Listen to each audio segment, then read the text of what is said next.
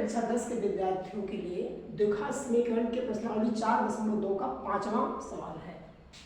यह द्विघात समीकरणों पर आधारित इबारती प्रश्न है। एक समकोण त्रिभुज की ऊंचाई उसके आधार, ये उसके दो बार गया है। एक समकोण त्रिभुज की ऊंचाई उसके आधार से 7 सेंटीमीटर कम है। यदि कर्ण 13 सेंटीमीटर हो तो अन्य दो भुजाएं ज्ञात कीजिए। देखिए, हम जानते हैं कि समकोण त्रिभुज वह त्रिभुज होता है जिसमें एक कोण 90 अंश का हो। तो इसमें समकोण त्रिभुज देखिए, मान लीजिए ये है ABC, हमने बना दिया। इसमें AB जो है आधार है, जिसको हमने x माना। BC जो है लंब है, जो आधार से 7 सेंटीमीटर अधिक अर्थात x/7 है, और कर्ण इसका 13 सेंटीमीटर दिया है। ये स्थिति दी गई है। इसमें आधार और लंब की माप पूछी जा रही है। तो समकोण त्रिभुज में हम जानते हैं एक महत्वपूर्ण नियम है जिसको बोलते हैं पाइथागोरस नियम। समकोण त्रिभुज में पाइथागोरस नियम से कर्ण का वर्ग बराबर आधार का वर्ग धन लंब का वर्ग, अर्थात पाइथागोरस ने बताया ये कर्ण पर जो बने हुए जितने वर्ग हैं वो उनकी संख्या आधार पर बने वर्गों और लंब पर बने वर्गों के योग के बराबर होती है। उस नियम का हम यहाँ इस्तेमाल करेंगे। हमने आधार को मान लिया है x और लंब x/7 है, तो पाइथागोरस नियम में लाएंगे इसको। तो कर्ण का वर्ग यानी 13 का वर्ग बराबर आधार का वर्ग यानी x का वर्ग और लंब का वर्ग x/7 का वर्ग। अब इससे हम समीकरण बनाएंगे द्विघात समीकरण इस टाइप का। देखिए, इसके बराबर ये हो जाएगा x² धन इसका विस्तार करेंगे a धन b का होल वर्ग वाले सर्वसंख्या सूत्र से।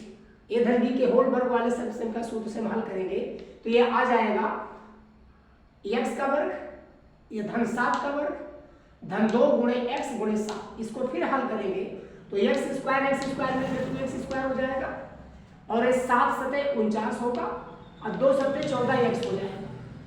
अब हम क्या करेंगे, आगे बढ़ेंगे। ये 13 का स्क्वायर 169 होगा बराबर इधर आएगा। इसको हल करने पर 2x² प्लस 14x प्लस 49, इसको थोड़ा व्यवस्थित करेंगे और 169 हम बराबर के इस तरफ ले जाएंगे, माइनस होगा। यहाँ देखिए ऐसे लिखेंगे समीकरण को 2x² plus 14x plus 49 minus 169 बराबर 0। अब 169 में से 49 हम घटाएंगे, आएगा 120। समीकरण इस प्रकार बदल रहा है 2x² प्लस 14x माइनस 120 बराबर 0। अब हम इसको देखते हैं, 2 से कटने लायक है। 2 से a भी कटेगा, a भी कटेगा, a भी कटेगा, हो जाएगा x² प्लस 7x माइनस 7 बराबर 0। ये समीकरण जो है इस रूप में है।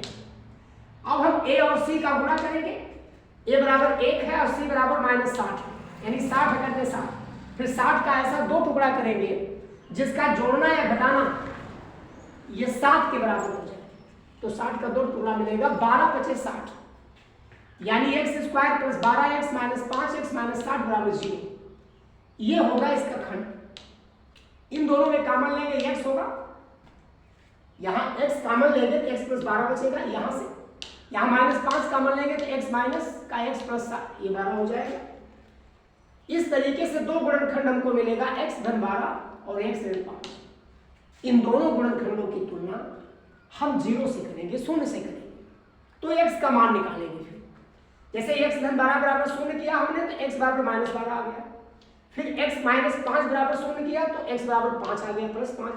इसी हम प्लस मान को मानेंगे, यानी आधार x जो है 5 सेंटीमीटर आएगा और समकोण त्रिभुज की ऊंचाई जो लंब है या ऊंचाई है उसको उसमें x धन 7, तो x यहाँ पे 5 यहाँ रखेंगे, 5 धन 7 बराबर 12 सेंटीमीटर आएगा। इसलिए इस समकोण त्रिभुज की दो अन्य भुजाएं जो होंगी, यानी आधार जो होगा 5 सेंटीमीटर होगा और लंब जो है ये 12 सेंटीमीटर होगा। इस तरीके से ये यूपी बोर्ड की परीक्षाओं का बहुत महत्वपूर्ण सवाल है जो 4 नंबर के लिए आ सकता है।